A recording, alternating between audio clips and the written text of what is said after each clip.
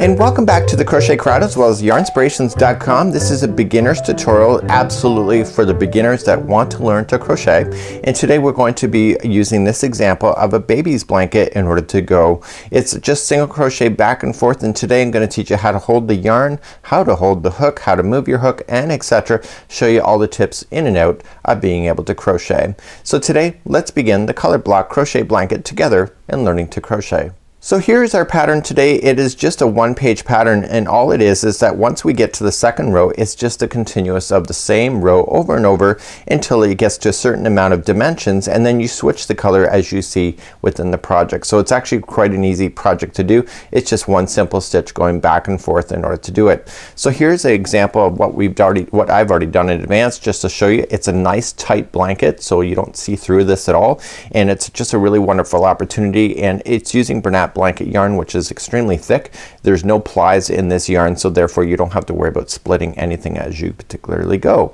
So it's a really nice idea, and in today's tutorial I'm going to go from the basics. So if you think you know how to crochet a certain step, you can fast forward in today's video in order to get to the steps that you need to learn, but I'm going to start from the absolute beginner, from learning how to hold the yarn, how to hold the hook, and etc. in order to play. So without further ado, let's get started right now. This video has sound alerts added. When you hear this sound, it will be your signal that the segment is finishing up. Press stop and crochet the instructions, and then press play again to continue along in your project. So in today's tutorial we're going to use a 6mm size J crochet hook in order to play. So there's different sizes of hooks, and usually it has it here. This says 6mm. Now because I'm Canadian, I use metric as per the Canadian metric system, and then certain areas around the world use metric as well, and in the US you will be represented by a letter, and the letter is the size J/10. So it's just an interesting thing. So J/10 is the same thing as 6mm, and you're gonna be using this hook. This is an ergonomic hook, and it varies different from hooks that don't have this foam thing. I crochet faster using an ergonomic versus one that doesn't have it at all, and because it is ergonomic, it sits in my hand really quite nicely. Now if you're looking for a hook, you want to have it so that it has a flat edge on the top of the hook, just like you see here. And what this is that when your thumb sits in the on the hook, your thumb will stay in the flat area, so no matter how you rotate it, your thumb will always know which way is up because of the fact that it's flat. So if there's no flatness, what happens when you go to use it, you can't tell by your fingertips what is up and what's down. So you want to look for a hook that has a flat edge, just like so. These over time have become very inexpensive to have these kind of hooks, and it usually has a metal beginning, and it just is inserted inside the handle here, and it goes all the way to the end. So you also want to look for hooks that extend into your hand nicely. So not all hooks are the equal length all the way from start to the one side. Sometimes they make hooks that are slightly smaller and they jab into the palm of your hand. It depends on the size of your palm as well, and so it's not comfortable if the hook is jamming into your palm. So you want to make sure you get a hook that just kind of glides and just stays on the outside, just like so as you're using it. Some people like to crochet where it's like a pencil like this. I've never been able to do that, and also it causes carpal tunnel in the long term. Let me just show you the angle of that better. So in crochet there's two fundamental different ways of holding the hook. I hold it like a butter knife, just like you see here, and it just is glide in and out just like this. And because you're doing that, there's no tension here on the actual wrist itself because it's in a natural position just like you're eating food. Now other people tend to hold it like this. Now this was originally created way back in the old days when crochet was really more for the upper class citizens. And so what it was is that it looks more daintier for a woman to crochet like this than it does to look like you're eating food. So what happens with this is that when you go to crochet, your wrist naturally does a bend here more often than it would be if it's like this. So you want to pay attention that if you're learning to crochet, you have to choose your way, but this one in the long term has consequences of creating carpal tunnel for yourself, especially if you crochet a lot. Now it's just kind of an interesting way. You have to figure out what is going to work for you and what's not, and just hold it in a certain way that you think is more comfortable. But I'm going to be teaching it, and all my tutorials teach it this way. So if you're wanting to learn this way, you'll have to find a different host to do that. Again, I find it just is too crampy in there, and I've never been able to get used to the motion of holding a hook just like that. So let's talk about holding your yarn. So you're gonna have the hook in the one side, like so. And then you have this arm here that is feeding the particular hook. So what happens here, you could be left or right handed, it doesn't really matter. The opposite side that doesn't hold the hook holds the yarn. And so you want to be able to feed it. Now there are so many different ways that people hold things. I'm gonna show you the way that it holds for me. And then if you need to wrap things extra around your fingers in order to do so, you can figure that out on your own in order to determine if that works for you better or not. So let's go through some of the procedures on the way to hold this yarn. Now the yarn ball should always be sitting on the same side of your body that the arm is feeding the hook. So this is the arm that is going to feed the hook with the yarn. So therefore my yarn ball should be in this direction here. Just right here. It should never be crossing in front, coming in from a different direction, because it will come across your hand and into your work, and obviously if it's coming from a different direction it won't be able to do that. You also don't want it sitting in front of you, because what happens when you go to do this, if it's in front of you, when it goes to feed it, it's pulling out of your hand, and if it's beside you, it's pulling across your hand like so. So there's different ways to holding it. So if you can close your fingers and there are no gaps here, this is the best way to do it. But if you're wearing rings and stuff, that will change your story as well. So if you close your hands and you can see gaps in your hands, especially here, then you know you might have a problem. And it doesn't mean you can't crochet, it just means you have to adapt to that also. So there's two ways to control tension on your yarn. You control it through this gapping area here and through this finger right here. Okay, so these two fingers, this one and this one, control the tension to the hook. So let's review how to do that. So as a practice, let's go 5 times on learning how to put this into your hand. So I want you to open up your pinky finger right here, and I want you to place the yarn into your pinky and close your pinky. Can you pull on this yarn and it provides tension? So if your hand does not close and you have a gap, if you pull it should be and it's too easy, then you might have a problem. So some people, what they do is that they wrap it around their pinky twice and then once and then come across. But the problem for that is that if you're like me and you do have tension here, this can create a little bit of rug burn. So you have to determine what works for you, and you have to make sure that the yarn is coming out of the ball nice and easily. So let's review that again. So put your hand out and open up your pinky finger and take the other yarn and put it in across the top and close your pinky. Do you have tension? Okay, so let's do that again. So out, open up that pinky, place in your yarn, close your pinky. Do you have tension?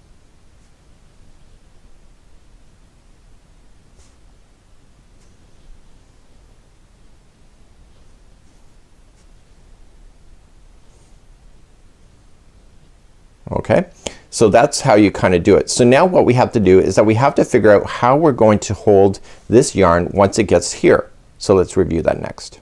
Okay, so now we're going to review on how to hold the yarn when it's close to the hook. So let's put it across your hand and close. What I want you to do is that I want you to rotate your hand like this. Okay, so you got it down, rotate up.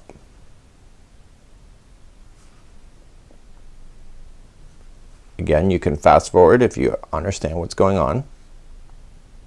So you're going up. So now I want you to start closing in your hand. So let's watch how to do that. So what we're gonna do is that we're going to keep this finger here from being part of the work when it comes to the hook. And what we want to do is we want to use this finger and this thumb to work together. So let's take the yarn out, and I want you to pinch this finger to your thumb like it's a flamenco dancer. Bum bum bum bum. Can you do that? So take this finger and this thumb and put it together. Bum bum bum bum.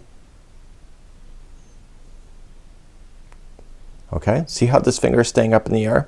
So just think of it that you're the Queen of England having high tea, and instead of her pinky in the air drinking her tea, it's this finger here.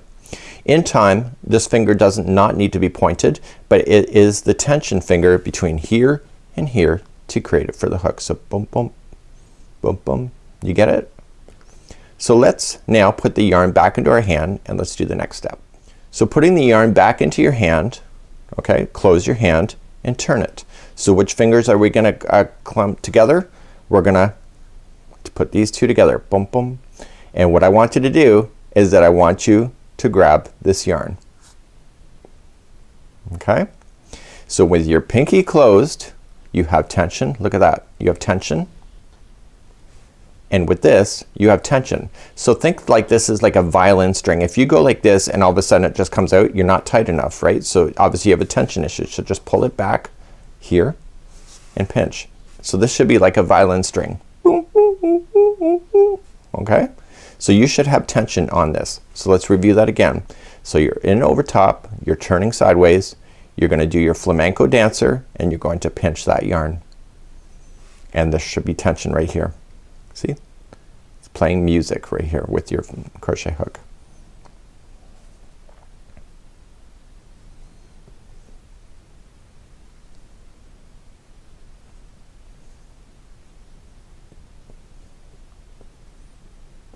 Okay, so you get that? One more time. Pinch. So you're thinking, okay, well now you have the hook in your hand and this is not going to a hook, but this is how you hold your yarn. So now what we're going to do is that we're going to create a slip knot to then start the hook. Let's begin to do that next. To start your project, obviously, look, you can't grab onto anything. There's nothing to grab onto. So you have to create a knot that begins, but it's not just a typical knot. It's called a slip knot. So the slip knot, when you pull on it, creates tension and it will just tighten onto the hook but not tie itself to the hook. So in order to create a slip knot, and there are many different ways, but my favorite way is the way that I'm about to show you. So you have your hand out like this. Okay, so put your hand out like this. Okay, just like you see it. So I'm sitting in front of you, or you're in front of me, and now what I want you to do is that I want you to talk about somebody across the way. So with this finger I want you to point at that person, and I want you just to point. Okay, so I'm gonna talk about somebody over here somewhere, and I'm gonna point. Look at her. Oh my God, can you believe what she's wearing? So just out, and it's like, oh my God, look what she's wearing, and you're pointing to your friend on where she's sitting. I know it's a terrible analogy, but it works. Trust me. So okay, so out, and you're pointing, and you're talking about somebody. It's never polite to gossip, just so you know. Okay, so there you go. So you're pointing at somebody. So that's what we're gonna do. So what we're gonna do is that we're gonna use this finger here and these three fingers in order to create a slip knot. So let's begin to do that next. To create a slip knot, the yarn is behind my hand. Okay, so it's away from me. Okay, and I'm talking about somebody over here. I want you to grab this yarn strand just like you see here, and I want you to rotate it around this finger twice. So I'm gonna pick it up and come in front of my finger once, and I'm gonna come around again and twice. And you should have it wrapped around your finger twice, and the yarn is in the back of your hand coming forward. Okay, so let's do that again. So we're gonna point at somebody across the table. The yarn is sitting behind my hand, and I'm gonna take this yarn strand and wrap it around my finger twice. Just like that. Okay, so just you're gonna talk about somebody, and you're gonna wrap it around your finger twice. Just do it again. So in behind, wrap it around twice. Last time, so wrap it around twice. So now that you've wrapped it around twice, I want you to grab two things now. So with these three fingers that are pinching down, I want you to grab onto this yarn and to this yarn here. So just bring them together. So just grab them together like they're one unit, and just put them into your three fingers. Okay, so let's do that again. So just pinching them together.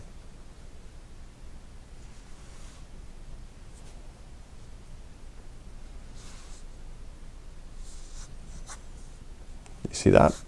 So what you're doing is you're providing tension here. So I'm playing the violin strings. So I should not be able to pull anything out. Okay, so you have to reef on it really good because you're clamping onto the three down here. So to create the slip knot, we have to do two steps. We have to play leapfrog. So here's leapfrog. We're gonna take this strand and leapfrog over to this part of the finger, and then it's this one's turn and we're gonna leapfrog over him but also over to the end of the finger, and you've created a slip knot. So let's play leapfrog. So we're gonna just take this one and we're just gonna use your fingers and just leapfrog over and just pinch it down and hold it. And now with the other strand that's sitting there, you want to grab that strand and leapfrog. Oops, I went right over top of my finger, and there is my slip knot right here that starts the project. So let's do that again. So we're just gonna put it into your finger and clamp. So we're gonna play leapfrog. So this one goes over this one, and then this one goes over it, but he jumps too far and goes right up over top of the finger, and there is your slip knot.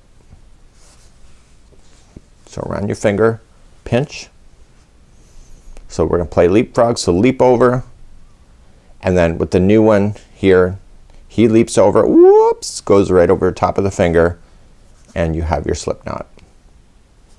One more time. You can reverse if you haven't got it yet. So wrap, pinch, leapfrog over. So leap over the first one, and then his friend leaps over but leaps too far and goes right up over top of the finger. So there is your slip knot. So you can just let it go, and there is your slip knot that is ready for the hook. So let's begin to insert that into the hook next. So what we're going to do is that if you've determined that you're gonna hold it the same way I am, okay, this is the way I'm going to show you. I cannot crochet this way, as I told you already, so I'm going to show it the way that I'm comfortable with. So what you want to do is that you want to place the hook inside this loop. Okay, this is the slip knot, and see this strand here that's going to the yarn? That is the one that you're gonna pull, and when you pull on it, it's going to pull the knot tight. Okay, it's called the slip knot. So it slips that knot up onto the hook just like so, and therefore you have a smaller loop. Okay, so we can always reset things if we have to. So let's just show you that again. So we're just gonna make a slip knot that's bigger. So you're gonna put it in, and then you're just gonna pull on it. But you're not gonna like tie down a boat with it. So you want to just pull it so it's snug, but you don't want to pull it so that you see that this yarn is warping and getting thinner, because you're pulling on it like you're tying down a house to, you know, from flying away from Kansas. So you just want to do that. So just again, do your leapfrog, come over, insert the hook, and now just pull like so. So now you're ready, and now we have to introduce our hand back into the equation, because now the loop is now ready for you to be able to crochet. You should be able to remove your crochet in and out of this loop easily.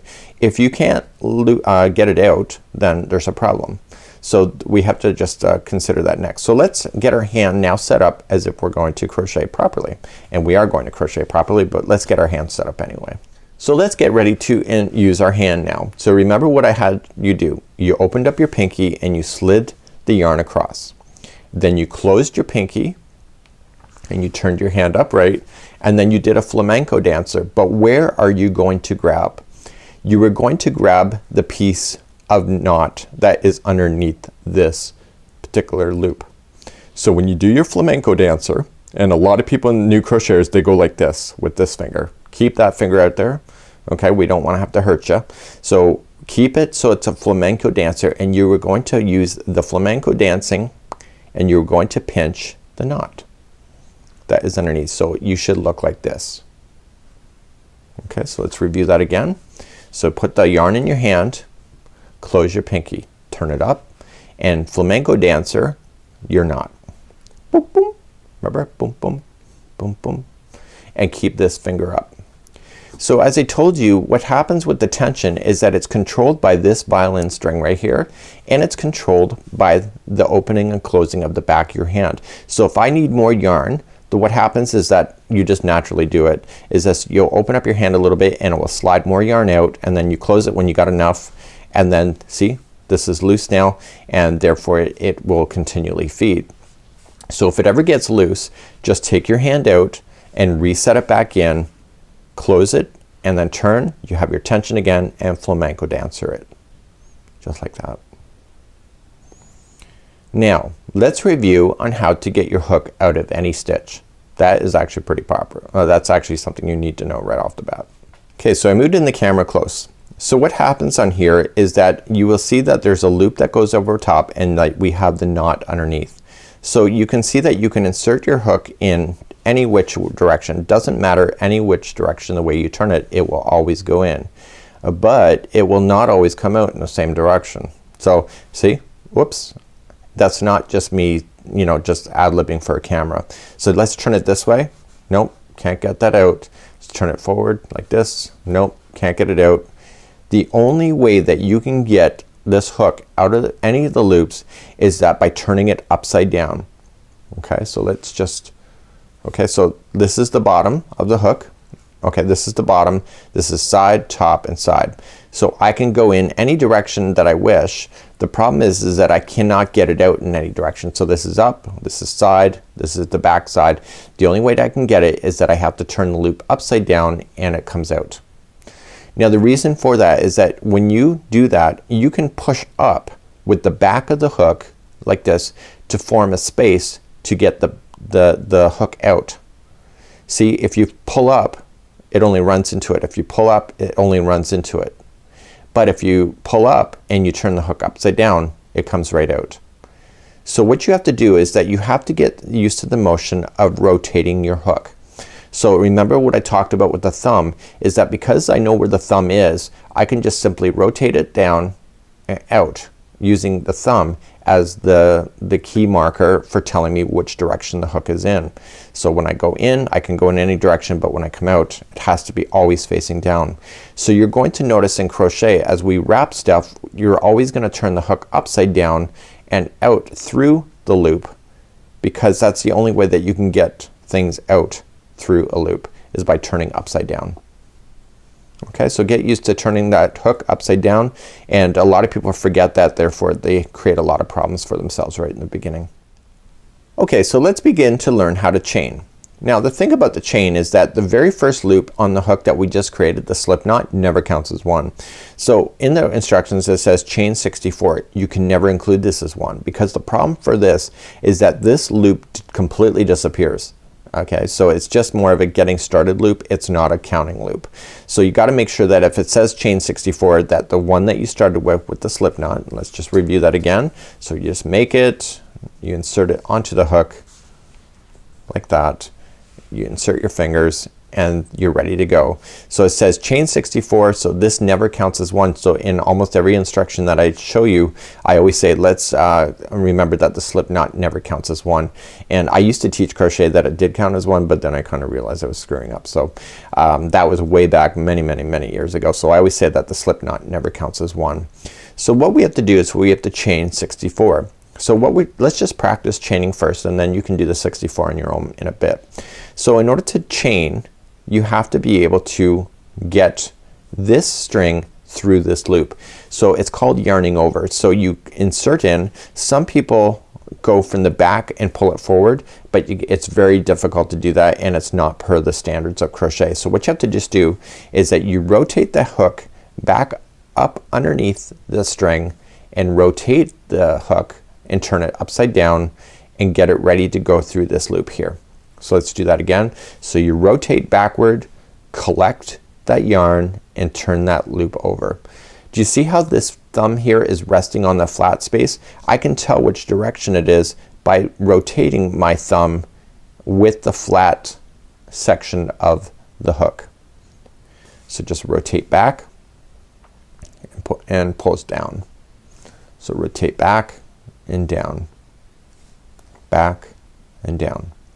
So now we have to get this loop through this one. So remember what I already explained to you. You can never get your hook out unless it's upside down. So when you rotate back, you have to turn upside down. So some people when they go to learn, they don't turn upside down and it becomes impossible to turn out, and then they have problems. So rotate back, turn upside down, and pull through the loop.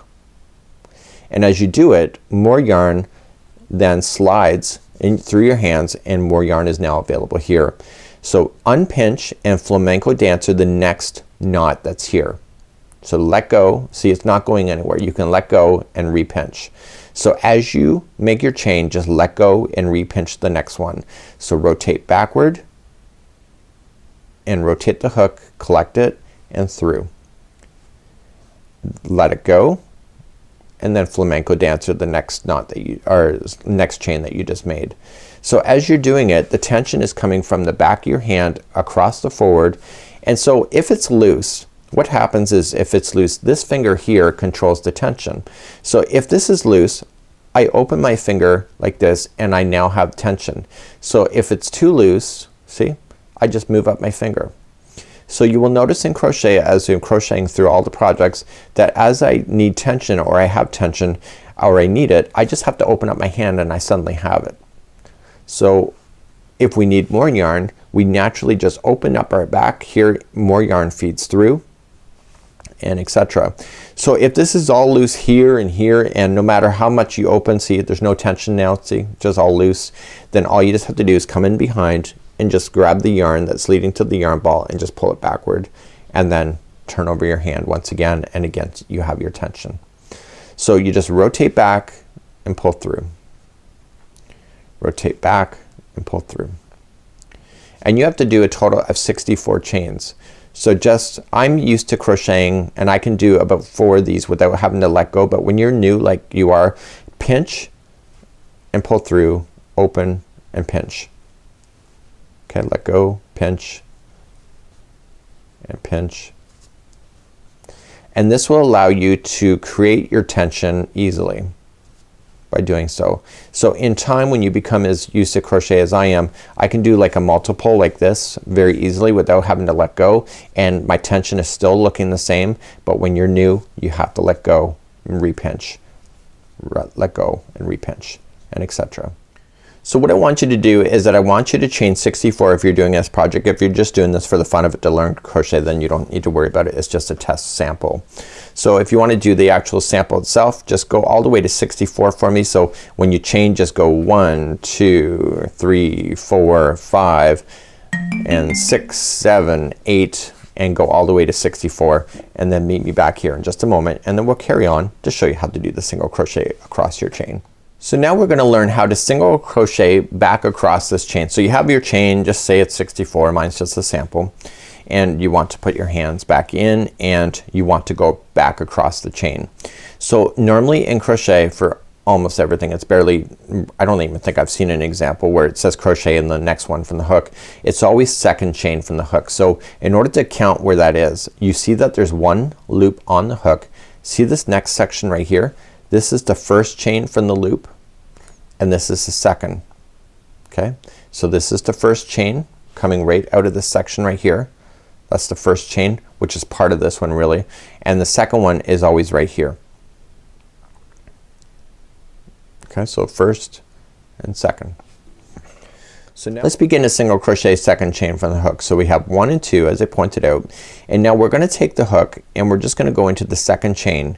So what I want you to do is that there's 3 strings that equal 1 chain, and I want you to go into the chain so that you leave these 2 on top of the hook and the other third one is underneath the hook. So when you slide in, you're gonna slide in through the side. The very first one is always kind of the hardest. You slide in through the side, you still have the 2 strings on top, and look underneath, there's 1 on the bottom. Okay, so do you see that? So you see that there's 2 strands, and let me just grab my pencil here, and when I separate these strands here, you'll notice that you'll see the hook in between. And what I want you to do is that I want you to yarn over. Okay, so yarning over and pull it through that chain, and I'll show you this again several times, and then you have 2 loops on your hook, yarning over and pull through 2. That is the single crochet. That's your first official stitch. So if that's your first time ever crocheting, congratulations. So now you're gonna move to the next chain. So you'll see that there's 2 strings on the top and then there's 1 on the bottom. So just glide in through the side, leaving those 2 strands on top. The chain is always the most kind of pain in the butt thing there is of crochet, but once you get beyond the chain it becomes very easy. And what you want to do is just glide in through the side, leaving the 2 strands on top. So you're just gonna glide in through the side. You got 2 strands on top and 1 is underneath. Okay, so 2 strands on top, 1 is underneath, and you are just going to yarning over, pull through, and then just yarn over and pull through 2 loops. That's single crochet. So move to your next chain, and as you see it's starting to loosen up on me because I've now gotten used to it. So I slide into the next chain right here and I pull through like that, and then I pull through 2. So I slide into the chain. My tensions are getting a little bit looser, and you'll notice that with yourself too. So through the side there's 2 strands on top, 1 on the bottom, yarning over, pull it through, and then pull through 2. Okay, so move to your next chain in through the side, and then pull through, and then pull through 2. So you keep doing that all the way down your chain. So in through the side, pull through 2.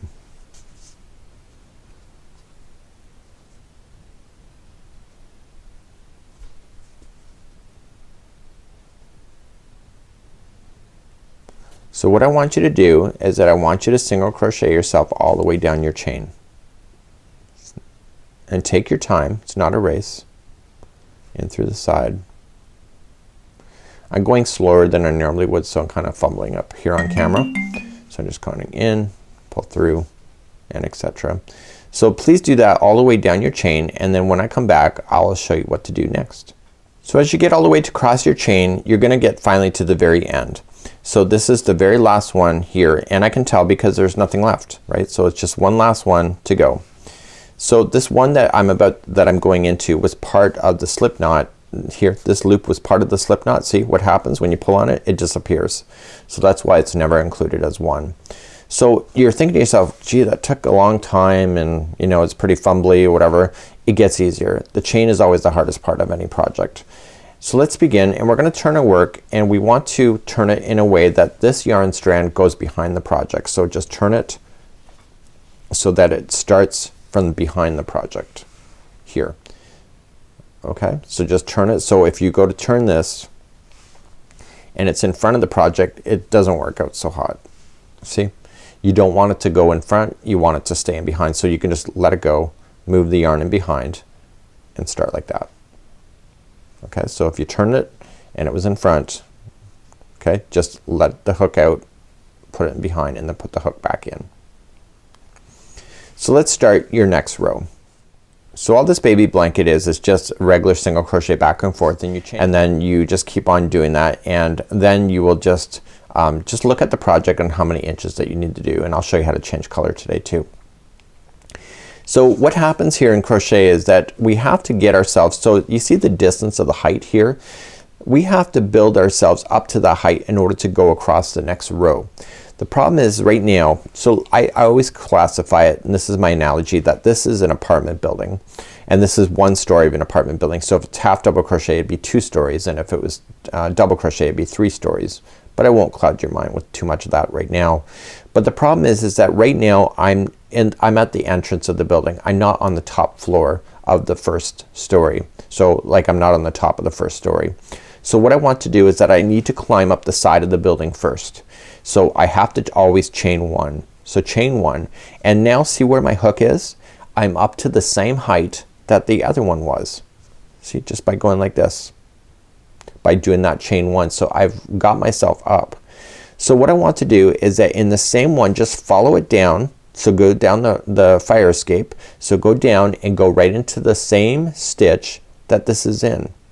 Okay, so now you're going to single crochet. So all you're just gonna do is just dive right into the same stitch where the fire escape is going down into, and going in, and then rotate and pull the yarn through. Remember to turn that hook upside down, and then you'll have 2 loops on your hook. Yarn over and pull through. So now you just single crocheted the very first stitch. So now you're just gonna continue to move. So you can feel it with your fingers on the open stitch works that's here. So remember, there's always gonna be 2 strands of yarn that are making up 1 stitch right here. So if the pattern says go into the front loop, you're only gonna go into the front loop here. And if the pattern says go into the back loop, you're only gonna go into the back loop. But together they equal a stitch.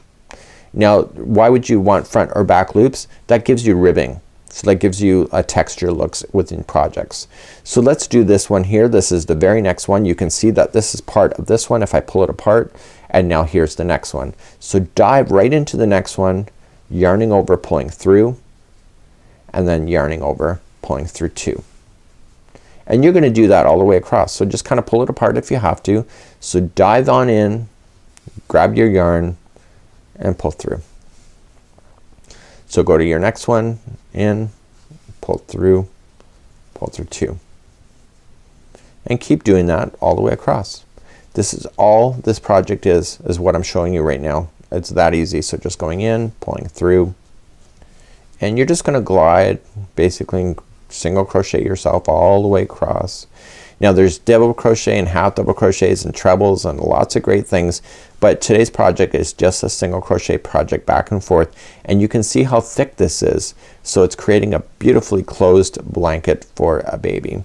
So you're just gonna keep on moving across, and then I'll see at the end of your row, and I'll show you how to identify the end stitch, and then we're gonna review on how to go back across once again, and then I'm gonna show you how to change colors too. So I'm gonna keep the camera going just to recap your mind on how to single crochet across.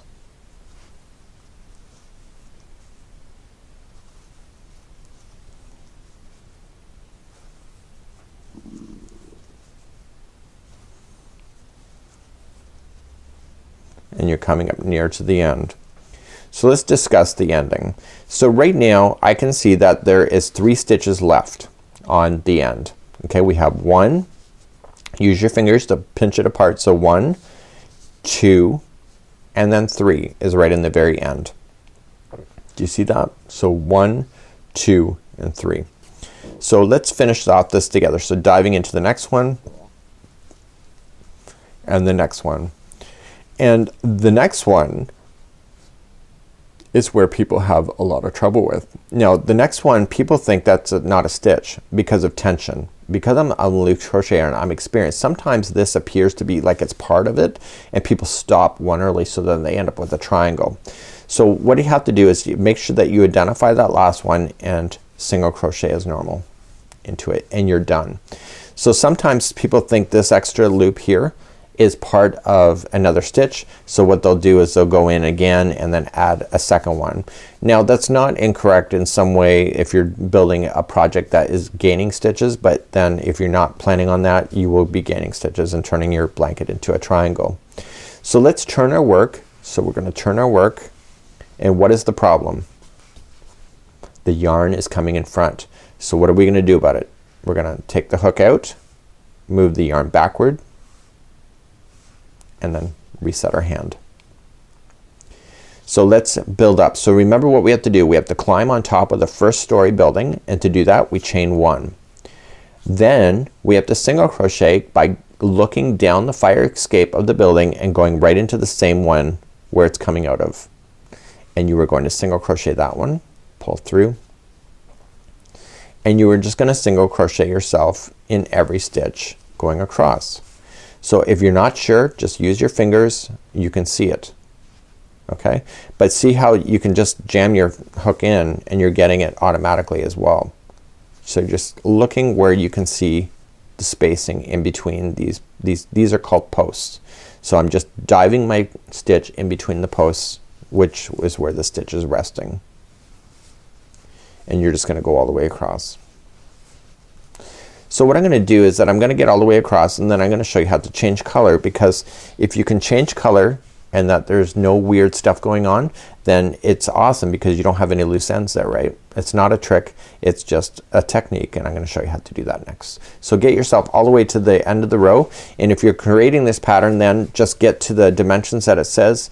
It says to do this particular color until it measures 10 inches tall of this color, and then you're going to switch to a different color, and then etc. And you can follow that in the pattern. So I'm gonna show you how to change color next, and if you need to wait, then just do what you already know, and then meet me back after you get 10 inches. And if you're just doing this as a practice sample, we're about to change color anyway, and you can learn how to do that at the same time too. So now we're gonna add a second color. So you want to make sure you go into the very last stitch. You can see that it's not filled in yet, so you're gonna go into your last stitch and you're gonna finish it as normal, and then you'll end up with a loop. So to finish this off, what you want to do is just grab your scissors and just cut it, and it's about maybe about 10 inches long, and you're going to cut your scissors, or get your scissors and cut. To lock this loop from ever falling out, you're going to take this yarn and pull it through this loop. Just pull it all the way through. It goes all the way out, and then just pull tight. And that now just locks this from ever falling out. And what I want you to do is that I want you to move to the next stitch, going in and grabbing this strand. I want you to pull this through. This is called weaving in your ends. And now I want you to go about 2 inches. So going into the next stitch from the other side, because the yarn has been pulled out on this side, and you're going to pull it through the other side. This is a way of getting rid of your loose ends. So going in, and this only really works well when you're going to crochet something over top of it. On the end of your project, you're going to want to use a darning needle to weave it in, and I'll show you how to do that later too. So we're gonna just weaving in your ends to what you think you're satisfied. I'd go about at least 2 inches, and then once you're satisfied, just leave it at the back end. And now this is where we finished. So what we have to do is turn the project and get ready to go back across this now with fresh yarn. So let's do that next. So there's 2 ways to begin. The proper way of doing this is never creating a knot in the beginning, but I get paranoid and things like to fall out sometimes, and that's just because I'm paranoid. So that's something that you have to decide what works for you. The technical way to do it is that you create no knots at all on your work. And what you're going to do is that you insert your hook into the very first stitch. Okay? And technically this is where the loop would have been if you were not changing color. And what you're gonna do is just take the loop here and just feed the loop through, and you're going to drop the yarn strand that is shorter on top of the project like so. So it's gonna ride across the top. And what you want to just kind of do is kind of pinch that down and reset your hand, and you're going to want to chain 1. So this is the starting loop. You want to chain up 1. So you're going up the side of the apartment building, and then you want to come down the fire escape and go into the same stitch you did the join in, and you want to single crochet. But here's the trick. When you go to do this, what you want to do is leave this strand down on top of the line, and it will wrap this strand around it and catch it underneath. So let's just pull through, and now you have your 2 again, and pull through. So you can see now that this is coming out from the bottom of that area. So you go into the next stitch. See how this strand is gonna wrap around and trap that straggler in underneath, and you single crochet, and you keep moving down until you run out of string. I would only go about 2 inches, and then I would cut it if you've done it longer than that. And you keep on going across like so until you can completely bury it in, and then once you're satisfied with it, you can let it hang out, and you can take scissors later and being able to cut that out later. And now you're just gonna single crochet yourself back across. So 2 things just happened. You finished off with the orange yarn here. There's no strands hanging out right here, and you also started with the purple yarn here, and there's no strands hanging out but through here. So this is in the back end. You can take both of these strings and now cut them, and so therefore you never have any loose ends hanging out of a project in midway. And now you're just going to single crochet yourself as normal back and forth using this color of yarn. So what I want you to do is that I want you to single crochet yourself all the way across this line, and I'm going to review on how to go back, and then what I'm gonna do is I'm gonna show you how to change your color completely out. And what we're going to do is I'll show you how to finish the project using a darning needle at the very end, so that you can finish this off quite nicely for yourself. So now coming up to the end of the row, and remember to go into that last one, and then we're gonna turn our work. So we turn our work, making sure that the yarn strand is in behind. So just drop it, push it in behind, and then you're good to go. So we just chain up 1, so we're creating ourselves to go up the side of the building, come down the fire escape and into the first stitch again, and then you're just gonna single crochet yourself all the way across. And you're gonna continue to do this until it states otherwise on the pattern. And then when I get to the other side, I'm gonna show you how to finish your yarn off completely and using a darning needle to weave in your loose ends so that you have nothing falling out ever, so that you can hand this over as a gift for somebody and not have to worry about that. This particular pattern has no border to it, and it's really quite a simple pattern to begin with as well. So let's begin to do that next. So I'm almost at the other side now.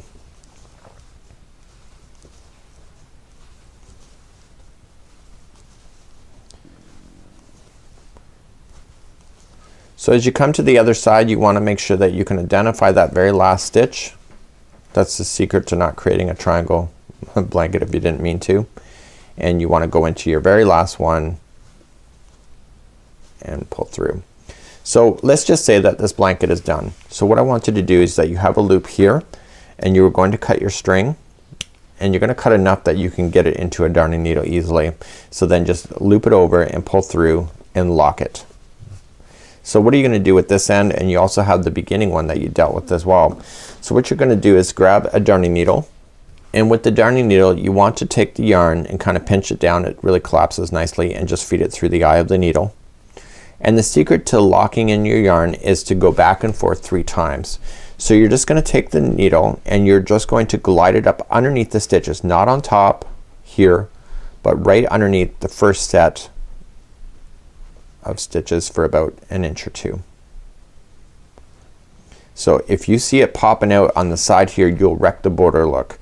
So just going in and just pulling it through,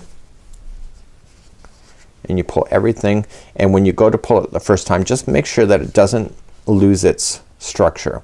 So don't pull it to the point where it's starting to look like that. So you want to make it look nice. So then the second pass is that you have to go through a different section of it. So you have to go through a different set of fibers, but in the other direction from which you just came. Okay, I can pull it through. And then finally for the third time, and this does happen, not often, but of course it has to happen in the beginning tutorial, is that you're going to pass it through the third time. This can never fall out because you've gone back and forth 3 times. It's impossible for this thing to fall out. So what you can just do then is that once you've done it the third time, you can safely cut it down to the project and it's completely gone. So then the other one that we have here, this is already a slip knot here. So what you can just do is that you can just put this into an eye of the needle,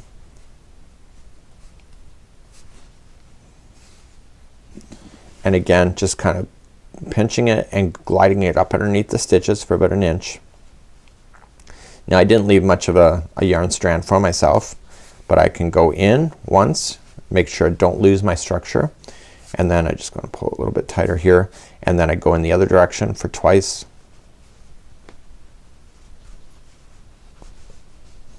and then finally in the third direction for a last time.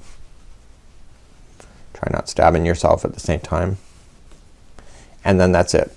So now you've done that. It's completely locked into position. You can safely trim it, and that would be it there. So all you just got to do is kind of pull on it a little bit. If it's lost its as long as every stitch has been done right, you will notice that it'll look really awesome, and over time it'll be great. So you're gonna notice for yourself, if this is beginner, that it may look wobbly in the very beginning, but once you start doing more and more rows, you're gonna find your tension, and then the project is gonna look more consistent, and no matter how you do it, it'll always look the same. So you can see it's the same kind of gauge that I have, because I have a technical way of crocheting that is always the same, because it's 30 years of crochet that I've been able to do. So until next time, I'm Mikey on behalf of Yarnspirations as well as thecrochetcrowd.com. This is the beginner tutorial on learning to crochet using the color block crochet baby blanket. We'll see you again real soon. Bye bye.